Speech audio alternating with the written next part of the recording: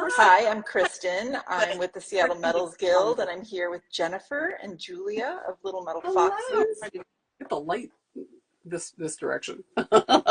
Oh my gosh. Well, you look great. And Thank you. Thank you so much for meeting with me. I'm really excited to have you here.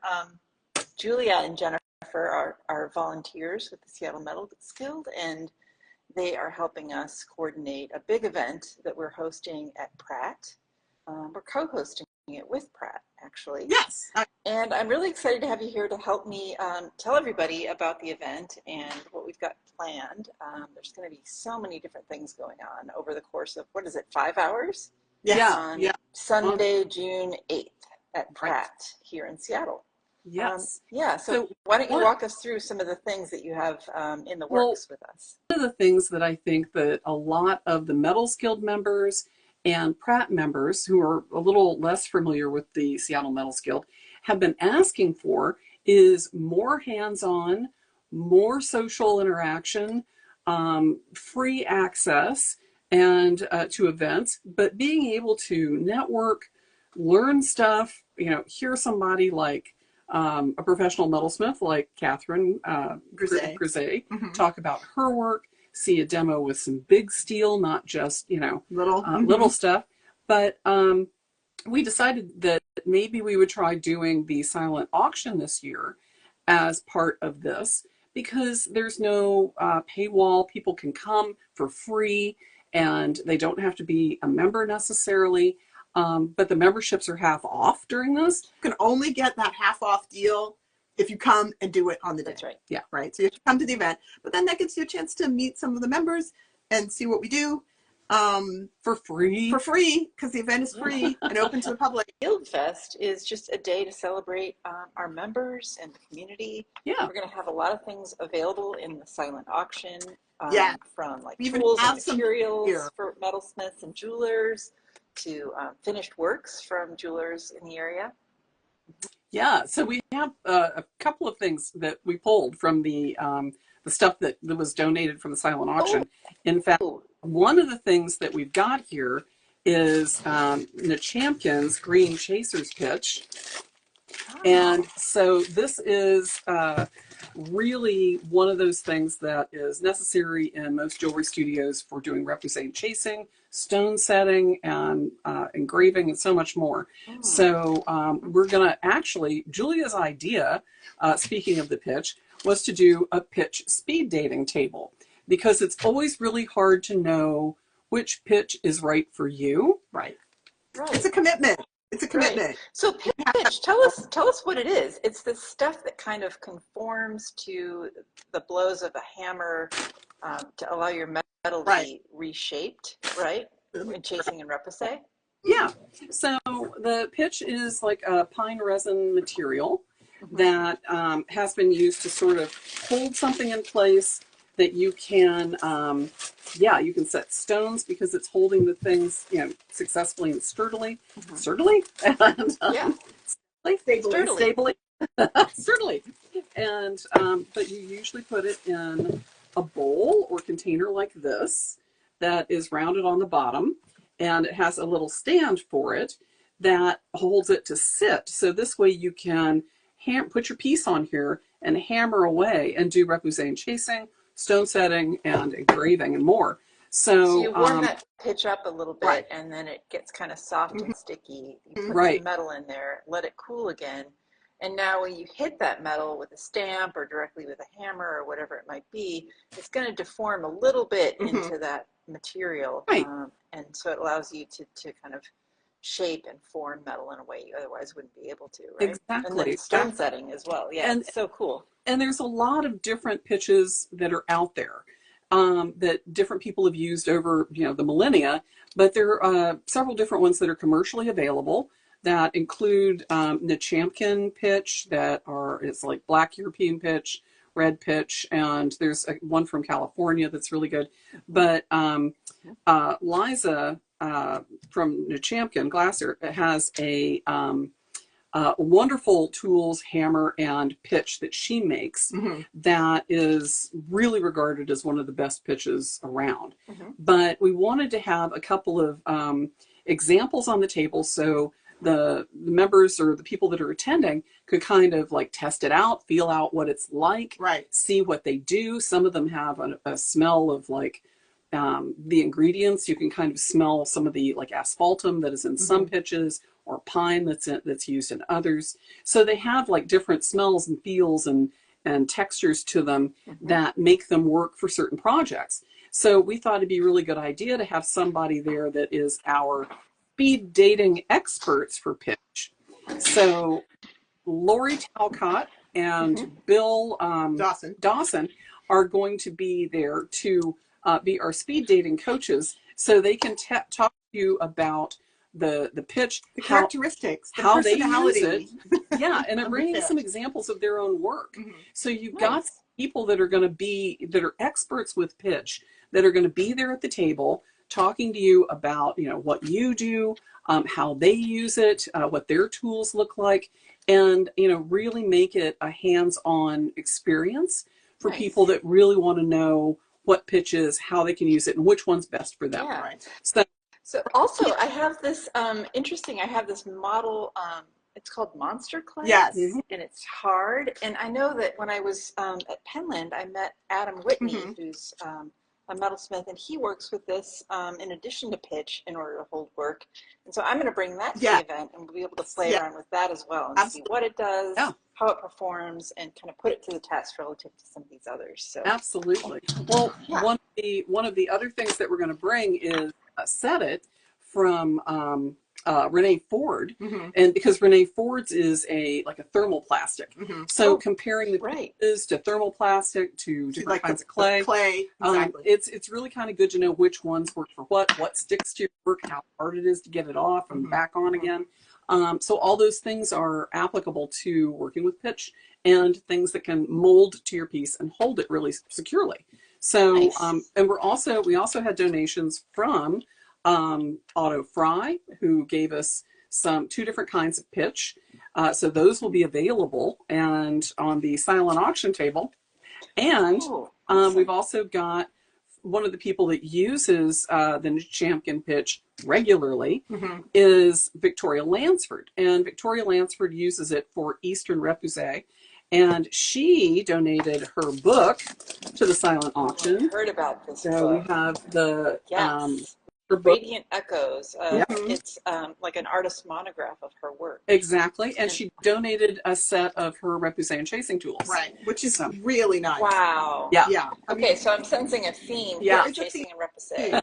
And then Catherine Grisey is also going to be giving some demos, and she, I believe, will be demonstrating something along these lines as well. I believe absolutely. Chasing. And check out how beautiful these tools are from Victoria. Hold on. These are custom made, and she goes through all of the tools herself and checks them, make sure they're polished. These are really high-end, beautiful tools for repoussé. So they interesting shapes there. I haven't seen all those. Well, it's a different, and the way you hold these is different. You actually hold these really low down. You hold them way down here on the neck, and then hammer up here. So they're quite short, but they're short for a reason, because the traditional chasing and repoussé tools are actually, several inches longer, and you hold them more in the middle. And these essentially, you don't have all that extra bit at the bottom. You're just holding them all the way down. Interesting. Does that help with vibration so that you don't have hand problems? I think so. Or is it just control? The other thing is, because these are very different and not as many people use these, Victoria very kindly, so this is a brand new set, which she sent as a donation, and these will be on the silent auction table. In addition to that, she sent a set for people to use to try out, right? Oh my gosh, you're kidding. Yeah. Amazing. And those, she was really clear. She's like, well, send those back to me when you get done with them. The new ones are to go to whoever buys those on the bidding, the silent auction. Generous. I know, but this way, she loves the Neshamkin pitch. And so she's like, I want people to have that experience of holding my tool and hammering on the Neshamkin pitch. Yeah. And so she's like, I'm going to send you a second set so that you can let people try them out. That's great. But wait, there's more. But wait, there's more. Okay, so what else is happening at Guild Fest? We're talking about Guild Fest. It is Sunday, June 8th, all afternoon. One of the other people that sent us a donation Bonnie Doon, What? yes, sent us this amazing hammer with not one, not two, but 4 faces, right? What is that so for? You just wait. What? So this Isn't it for? I know. This part is titanium. And so the titanium is kind of a sticky metal, so it grabs Hallmark stamps and other stamping stamps really well. So this is their new stamping face for the hammer. And this comes off, so you can remove it, and then you can put one of these other 2 polyurethane faces on that have different shapes. Polyurethane, right? You say? Right. So polyurethane deforms when you hit the metal. So there's a wonderful video. If you go to Rio Grande's site and look up the Bonnie Doon hammer, the polyurethane hammer, there's a wonderful video that has slow-mo video that shows how when you strike a piece of metal, the urethane actually deforms around the metal. And so it forms it around a stake without you having to hit it a bunch of different times, right? It's just freaking brilliant. It really is. And so this is 3 different shapes, because this has kind of a pointy end on this one, and then one of these is kind of rounded and one is flat. So this is several $100. So the result is just better coverage on your work with one. Exactly. Right. Wow. Now this hammer would not be used for chasing and repoussé. Mm-hmm. It would be used for stamping, or it would be used for if you had a sinusoidal stake, for example, and you're forming a cuff around it. If you use one of these urethane ends, it basically reduces the hammer blows. It's the same stuff that you put in a hydraulic press in order to get things to form. That makes so much sense. So way better than, for example, my brass mallet at hammering. So I'm going to make a little posterette, a little tiny thing to go with this that has the QR code for that video, so people can actually see the video when they're at the silent auction, because when you see the slow-mo, like it's like it's really, really cool. Okay. So we're going to have silent auctions, lots of tools and materials and finished works for sale. Yeah, we have a lot of gemstones and gem beads and a whole bunch of other things as well. Nice. Mm-hmm. And tools. There's a Sparky welder that somebody donated. Wow. I know, with collets and all kinds of stuff. Mm-hmm. We have some stuff from Mickey Lippy and an anonymous donation that included some beautiful gemstones and cabs and a bunch of other things. A couple of tumblers, all kinds of things. We got lots of stuff. Okay, so we're going to have 2 different silent auctions throughout the afternoon, correct? And then some demos, some speed dating with pitches that you can try for yourself. And then we're also going to have our annual members meeting, and we're going to keep it really brief. We've got a lot of updates to share with our members. Perhaps you'll join on the day and join us for our meeting. Oh, and there's a potluck. And there's a potluck, yep. So everybody gets to sit around and chat, which is the best part of getting together with other metalsmiths, is sitting around and chatting about what they're doing and what you're doing. And that's one of the exciting parts, I think, for me and a bunch of the other members who really want to have an event where they can network and socialize and ask questions and touch stuff and have a hands-on learning experience, as well as a little bit more engaging social interaction. So where they can ask members, like, what do you do? Or, to get people, like, ask if, because there are a lot of people that want to volunteer and they don't know what all we do. Right. So, and then, excuse me, you told me that there's another demo planned in another one of the metal studios, and this was correct? Actually arranged when we went to book the space. One of the spaces that we're using is the large metal studio, the fabrication studio, and the guy who runs that does stuff. And so he had they had recently run a class on forging a raising hammer, and so he was like, hey, we could do a demo on that. So one of the guys who's one of the blacksmithing instructors, Brian Staley, who's just a delight, I've volunteered with him on other occasions, is going to do a quick demo on how to forge the head of a raising hammer. He will not complete the hammer because, of course, there's finishing and polishing and putting a handle on and all of that. But at least the process of moving the metal and how you make the shape of the head is what he's going to demonstrate. Because that's a class that he pretty often at Pratt. And so it's a great crossover class, because if you make, if you do raised work or hollowware work, you know, it's kind of like chasing tools. You get into it and you start ending up needing to adjust your hammers or make your own hammers, just like you adjust or make your own chasing tools. So it's an excellent skill to have, and it's a great crossover. And you know, this is a great opportunity for those members and maybe member curious who have not been to Pratt before to actually see what their facilities are like. Pratt has an amazing studio. They've got more forming tools and such an incredibly well equipped metal studio that it would rival any college in the country. Yes, and Catherine Grisey is going to be teaching hollowware there again soon. So we'll have an opportunity to see those tools. She's going to be in the back jewelry studio giving her demo where all that equipment resides. You'll get to see the amazing smorgasbord of stakes and hammers that Pratt has. It's very drool worthy. It'll make you want to take Catherine's class. Catherine's also a great teacher. She is. And she's teaching a class at Pratt coming up. And that same day, Virginia Causey is going to be teaching a class in PMC. I think so, yeah. And so that's really cool. So you'll get to be able to see, we're going to have like during the lunch break. Never worked with that, and I've always been curious, and I know that she is the master. She is. So what a good opportunity to just stroll through and see what those students are up to, hopefully. Exactly. So she's got that going on. To be able to see the blacksmithing studio as well as the steel fabrication studio. They've got hot glass studio as well as warm glass working or the torchwork beads. Flame working. Flame working. So you've got, you know, a bunch of things going on that day at Pratt that you can see happening. Right.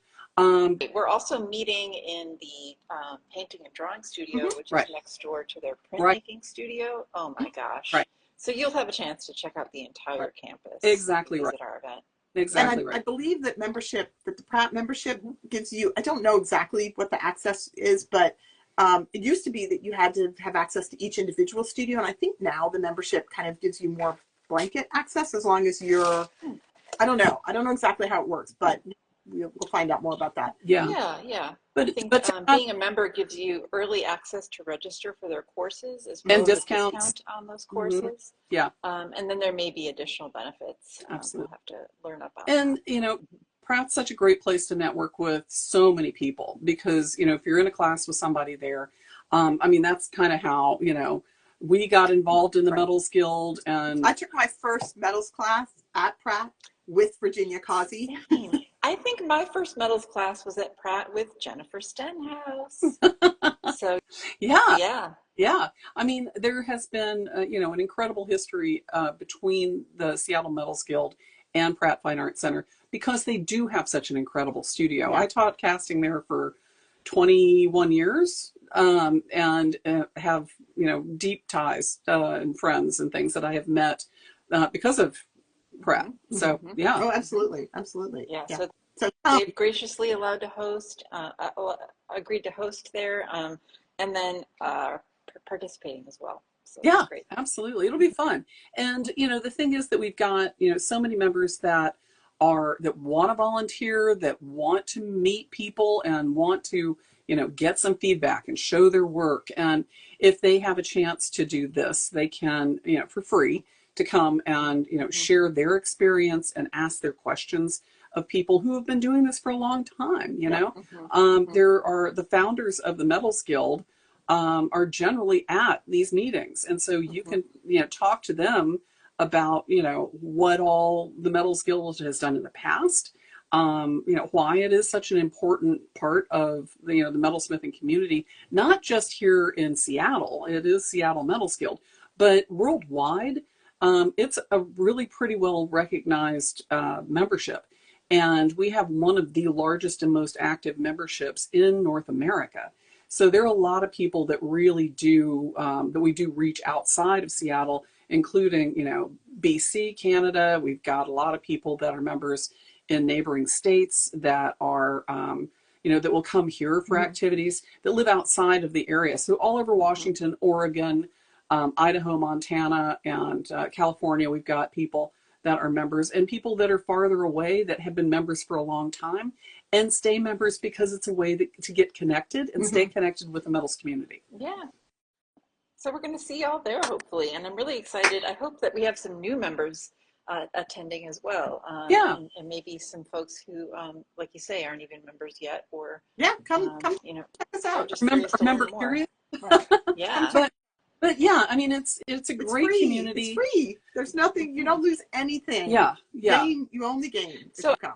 I do want to mention the entire schedule is on our website. You'll find us at seattlemetallsguild.org, and we'll be at Pratt on Sunday, June 8th from 12 to 5. And we've got a full rundown of events, everything from potluck lunch to demos, silent auctions, and hands-on things you can try. Yeah. Plus networking. Say hi. Yeah. And this is also for people that are like, they want to be more involved. They're members that are, working in their studio, and they're kind of like, what does the Metals Guild actually do for me? And it's like, this is one of those things, aside from things like, exhibitions, like the From Wave to Shining Wave exhibition that's coming up, and being able to do things like, attend, these demonstrations or the lecture series. And again, networking is hugely important, and especially for people that are just kind of getting out of school or taking classes on their own. It's hard to find a community of people that supports you and has gone through similar things. And so, you've got 250 people that you can, be like, hey, help. Right. Yeah, that's right. We've got new programs all the time. We're piloting a new mentorship program. We've got a grant that we offer to a member every year. Yeah. So there's all kinds of reasons why you'd want to get engaged with the Metals Guild. Come find your tribe. That's right. Right. One of the things I appreciate, Kristen, too, that you've started doing is kind of like the new members and people that are starting out, fresh talent, and recognizing those people. That has been something that I've wanted to applaud you on and tell you how much. Really excited about that. We're excited to make a stage for all voices, and the Emerging Artists lecture series has been great for that. And absolutely. Yeah. No, it's been really cool. I've enjoyed those. Yeah. To give those members that are, just starting out a chance to talk about their work, and for people who have been around for a long time to see them and see their legacy, basically, right there in the flesh, So yeah, it's really good. I'm really excited about that. Excellent. Well, thank you so much for all you're doing to help us host this event. It's going to be a lot of fun. Well, thank you. So I hope you all join us. And thank you for leading us into the future as our new president of the Metals Guild. I'm looking doing what I can. Yeah. Okay. I think it's going to be a really, really fun day. So I have a feeling it's going to fly by and go really fast, and we're going to be there at 11 setting up, and then we're going to be like, wait, what happened? I didn't. And if hopefully we'll have some good weather for a little outdoor time as well. So thank you so much. Thank you. We'll see you on Sunday, June 8th at Pratt. That's Thanks, right. everybody. All right. Bye. Take care. Bye.